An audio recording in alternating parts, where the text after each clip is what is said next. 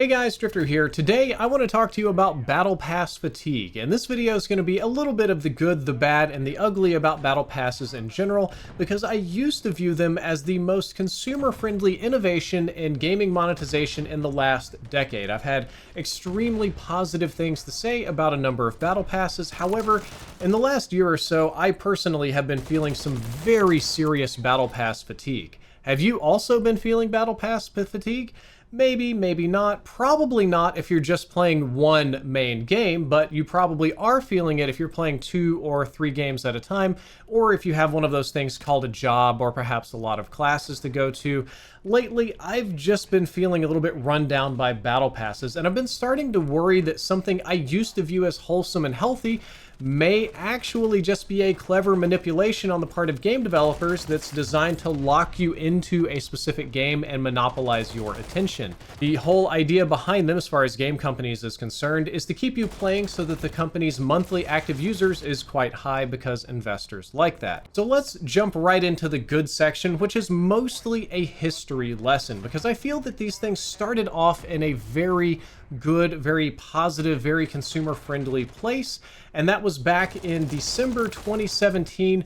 Fortnite Season 1, roughly 6.5 years ago as of the time this video came out, Fortnite Season 1 launched a Battle Pass, which was a new concept that I'm not sure if they invented. They most certainly popularized. Nobody else had heard of it since then. You know, it had the John Wick skin and the Skeletrooper and the certain Knight and some of those that are now super duper rare. And it was massively disruptive to the entire industry. Not just the game of Fortnite, but the concept of a battle pass in general.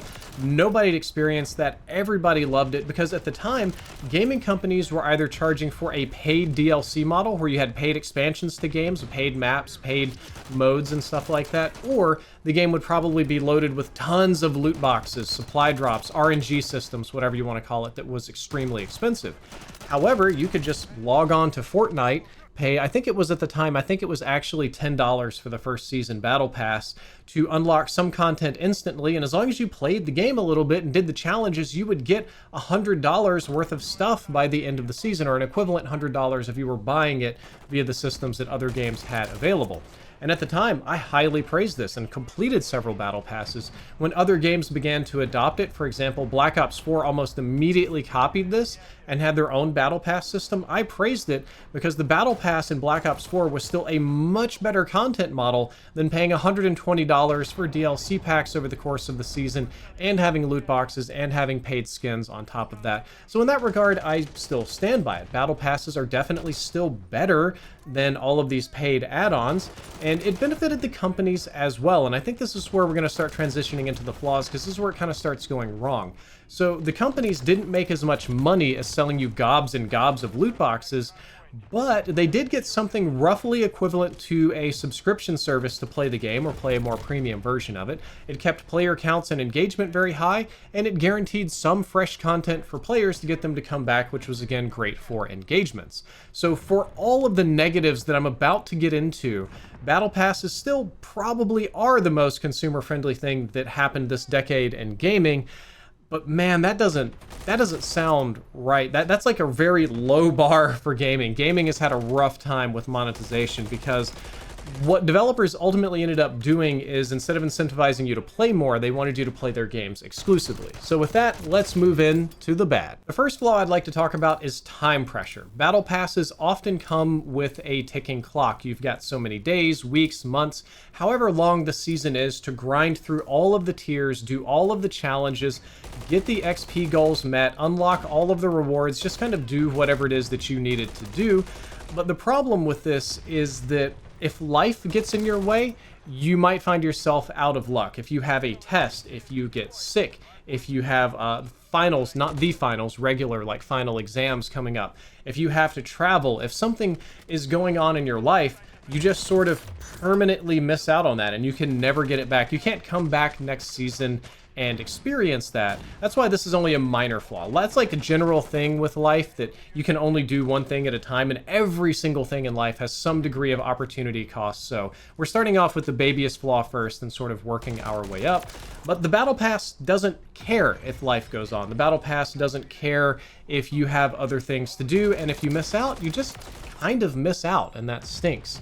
Now, flaw number 2 is probably the biggest one for this video. It's the most mediocre, like mid-tier flaw, but it was the one that really got me thinking about making this content, which is that battle passes can turn gaming into sort of a part-time job. You've got daily challenges, weekly quests, XP boost. Ultimately, you're going to end up grinding more than a coffee shop barista, and you'll do it again season after season. You get up to level 100 this season. Yay, congratulations, you get the stuff. A few days later, bam, next season drop, you're right back to grinding, which I will admit, if you're only playing one game, and you know, this is a Call of Duty channel, and Call of Duty players are notorious for only playing Call of Duty and not other games. If you're playing that one game, it's still a great deal. You'll probably play enough to get at least a decent chunk through the Battle Pass and get your value out of it. But this gets extremely bad if you're playing multiple games, because each one is designed to take all of your gaming attention to maximize that pass. Right now, I'm playing Modern Warfare 3, X-Defiant, The Finals, and Teamfight Tactics. Those are the 4 games that I really enjoy playing. I mix and match them, and each one of the games has its own battle pass. Not only does each game have its own unique pass, but some games have multiple tiers of passes within them. For example, Modern Warfare 3 has a Black Cell pass, which is a little bit more premium. The Teamfight Tactics right now is currently doing like a 5-year anniversary event, so they have a totally different separate pass and a totally different separate pass for unlocking other stuff. And games will have like a 1-month thing or a 1-week thing or a community event. So you can find yourself having a game with a main pass and then a couple of mini passes, and then across several games, you're doing challenges in maybe 8 or 9 different passes, and it gets very, very overwhelming. All of these respective battle passes are set up to maximize your attention and monopolize your free time to keep you from playing their competitors' games and keep their numbers very high. It's extremely hard to get all of the unlocks for all of the games that you're playing if you're playing more than maybe 2 of them. In my case, that's doubly so, as those of you that have been here on the channel for a long time know that I'm basically disabled now. I have a very limited amount of uptime and a limited amount of time to use my hands. So I only get in a game or 2 per day if I'm doing Teamfight Tactics. If I'm doing any of these more twitchy, fast-paced shooter games, it's like every other day.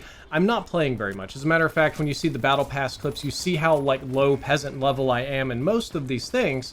So what I feel like it's doing is I feel like it's forcing me to choose one thing or another and not letting me sort of game around however I want. At the same time, I feel a slight anxiety or stress about how much these passes are being pushed onto me. When I sign into the game, they often pop up. They show my progress at the end of the match. There's little reminders here and there of my challenges and things I'm supposed to do. And I feel like I can't just play my game without also focusing on these passes. They pop up and intrude upon my experience almost like advertisements of old, and it honestly starts to feel kind of annoying. I kind of have to like swat them and close and push them all aside and just try to play my game with my little peasant unlocks because my time is so limited. It gets very overwhelming, getting a little boomeritis here. But now let's move into the next and last section of the bad, which is a little bit about FOMO. A lot of this operates around the system of FOMO, or fear of missing out. And the way this works is developers dangle exclusive rewards and skins and sprays and emotes and whatever thing it is in front of you for that season and for that season only. And that's what we talked about in part 1, is that it's time pressured and time sensitive. But it gets a little bit worse in that if you miss these items, there truly are no other ways to access them. Most game companies still do not put the Battle Pass items back in the main game. I get it, it's a limited time incentive. So if you miss them, if you get hit by a truck and fall into a coma, they're just gone forever. Now, that's not true of all games. Some developers allow you to buy the Battle Pass items later, albeit often at a marked up price, or you earn them through some kind of pretty arbitrarily high grind wall. But again, if life gets in the way, you usually just miss out on these, and once you've missed out, it's not worth it to acquire them through other means. So it feels kind of bad when you just miss out. You just feel bad, and there's no way to avoid that. So now we're moving into the last bit of the video, which is the ugly section. This is the really meaty section that most of you guys really like. And the first thing I wanted to talk about in the ugly section is this does put you in a weird quality versus quantity place. Because yeah, battle passes offer you a ton of stuff, most commonly 100 items over the season, starting sprays, banners, emotes, load-in screens, skins, weapon skins, camos, stuff like that. But quantity doesn't always equal quality. You've got to think, how many of those items from the battle pass did you get that you really enjoyed, that you really liked, was really worth it, you know, and how many, and how compared to how many times it was like, oh great, another generic icon, oh boy, another generic spray. I'm like super excited. And to be fair, this criticism will vary wildly from game to game. Some games have fantastic battle passes that offer a lot of really good stuff. Some of them offer you stickers and sprays mostly, and if you don't like that, you can go pound sand. In my experience, what I find is that the more a game is rushed in development, the earlier it is in release, the more it actually needs to have a good battle pass, the more likely it is to just be filled with copy and paste filler nonsense that isn't even worth unlocking. In some cases, it's even demotivating to grind up a level and you get something that you don't even want. I get you're progressing towards something that maybe you do want, still not very fun. It's almost like when they were stuffing the loot boxes and supply drops full of just random player cards and bad camos and just total junk.